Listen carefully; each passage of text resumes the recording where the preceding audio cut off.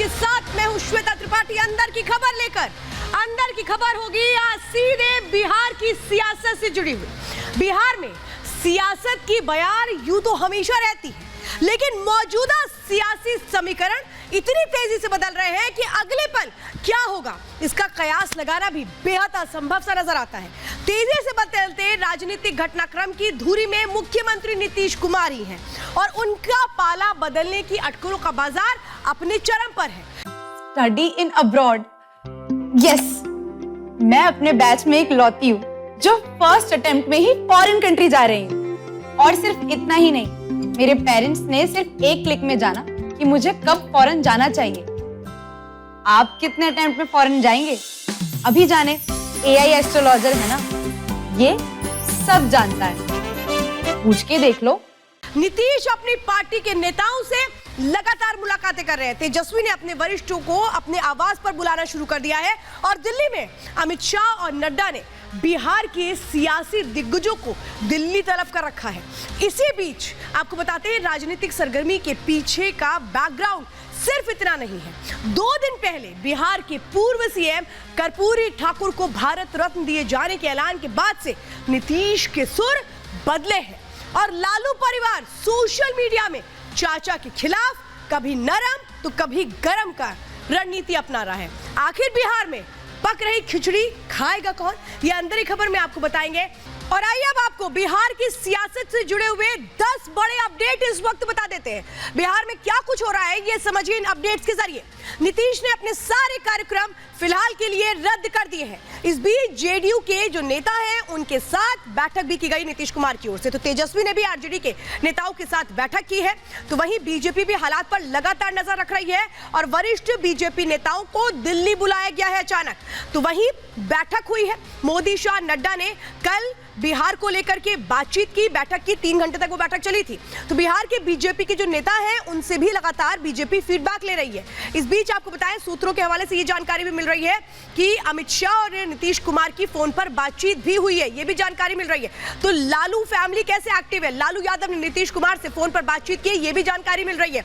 JDU के सभी विधायक पटना तलब कर लिए गए हैं, पटना बुला लिया गया है। दिल्ली बुलाए गए बिहार बीजेपी प्रभारी विनोद तावड़े। तो ये 10 बड़ी जानकारियां जो इस वक्त मैं आपको बता रही हूं। लेकिन आज अंदर की खबर में जिन एक्सक्लूसिव जानकारियों के साथ हम शुरुआत करेंगे शो की, उसमें सबसे पहले आज हम आपको बताते हैं जिस तरीके से इस वक्त बिहार की सियासत देखने को मिल रही है उससे जुड़ी तमाम बड़ी जानकारियां निकलकर सामने आ रही है। लेकिन इसमें अंदर की खबर क्या है ये आज आपको समझाएंगे। तो जो पहली जानकारी है वो हम आपको बताएंगे, क्योंकि बिहार में जो हो रहा है इसका सीधा असर इंडी गठबंधन पर होगा। इस बीच आपको बता दें इंडी गठबंधन में बंगाल में किस तरह से राहुल गांधी को कह दिया गया है नो एंट्री, कहां किस तरह से वो पोस्टर्स दिखाएगा ये आपको बताएंगे। तो नीतीश ने क्या अपना प्लान सेट कर लिया और उसी के मुताबिक वो काम कर रहे हैं, क्योंकि अमित शाह से फोन पर बातचीत की जा रही है, क्या उसका ये हिस्सा है ये आपको समझाएंगे। तो तीसरी बड़ी जानकारी इस वक्त आपको बताएंगे चुनाव से पहले कैसे प्रधानमंत्री मोदी ने का एक सेट सीटों का फॉर्मूला तय कर लिया है। मोदी प्लस 175 के मायने क्या हैं ये आपको समझाएंगे। तो चौथी बड़ी जानकारी आज अंदर की खबर में आपको हम देंगे, मोदी का बिगुल। एक तरफ राम मंदिर में जिस तरह से प्राण प्रतिष्ठा हुई उस तरह से कैसे दिल जीत लिया गया, तो वहीं आज पश्चिमी उत्तर प्रदेश में किस तरह से बिगुल फूका गया है वो भी जानकारी आपको देंगे। तो देखिए सबसे अहम तो यही हो जाता है, ये जो गठबंधन का गेम था ये तो चुनावों के पहले ही ओवर हो गया है। अभी तो लोकसभा चुनाव में 3 महीने हैं और इसके पहले ही कैसे ये जो पूरे के पूरे खेमे के लोग हैं ये 9-2-11 होते नजर आ रहे हैं। अब ये 9-2-11 हो क्यों रहे हैं, इन्हें एक दूसरे के चेहरे पसंद क्यों नहीं आ रहे हैं ये आपको समझाएंगे। लेकिन इंडी गठबंधन में किस तरीके से दरार पड़ती नजर आ रही है उससे जुड़ी ये तस्वीरें देखिए पहले।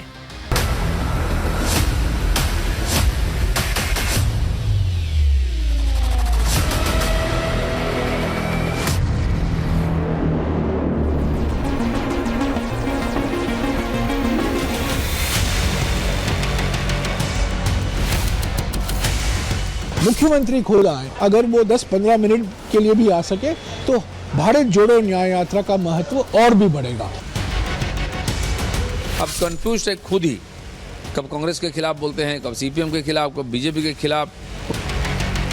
ये सारी चीजें दुर्भाग्यपूर्ण तो है ही, इसको कतई भी स्वस्थ संकेत नहीं माना जा सकता।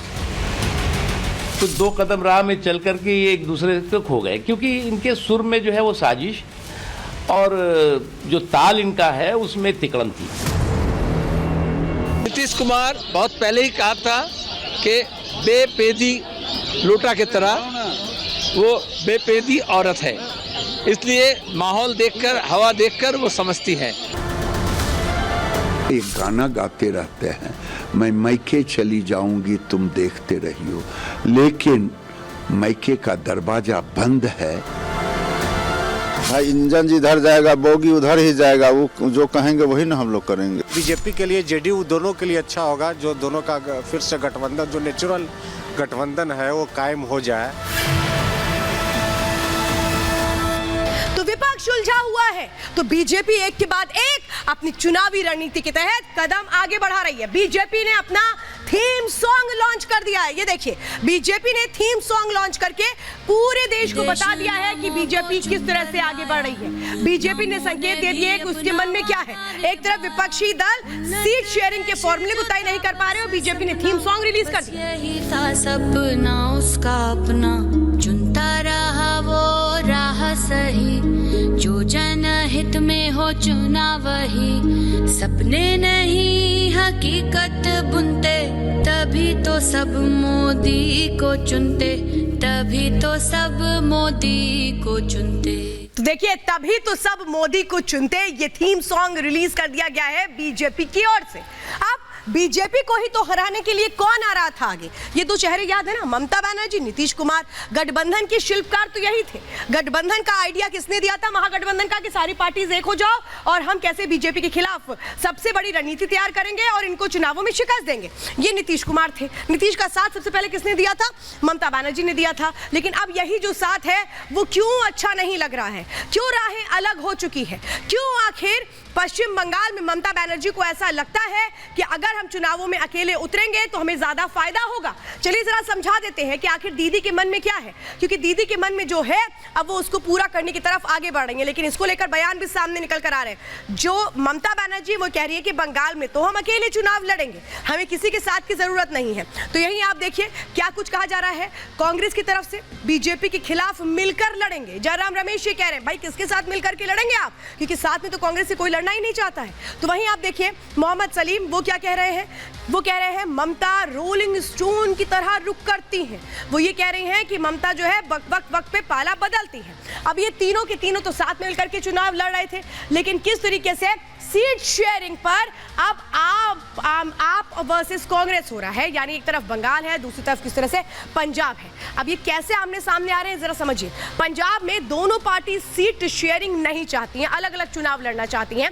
तो भगवंत मान 13 सीटों पर लड़ने का ऐलान पहले ही कर चुके हैं। वो कह चुके हैं भाई हमारे तो पार्टी कार्यकर्ता कह रहे हैं कि कांग्रेस के साथ मत जाओ, कांग्रेस के साथ जाओगे तो नुकसान होगा। दिल्ली में कांग्रेस से ज्यादा सीट चाहती है आम आदमी पार्टी, तो वहीं हरियाणा गुजरात में भी सीट चाहती है आम आदमी पार्टी कांग्रेस से ज्यादा। 43 सीटों पर शेयरिंग के लिए तैयार है आम आदमी पार्टी, इससे ज्यादा सीटें देने को वो तैयार नहीं है। अब सवाल यह है कि क्या इस सीट शेयरिंग फॉर्मूले पर बात आगे बढ़ेगी, कांग्रेस मानेगी, मल्लिकार्जुन खड़गे क्या हाँ भरेंगे, और अगर नहीं तो फिर किस फॉर्मूले पर आगे बढ़ा जाएगा।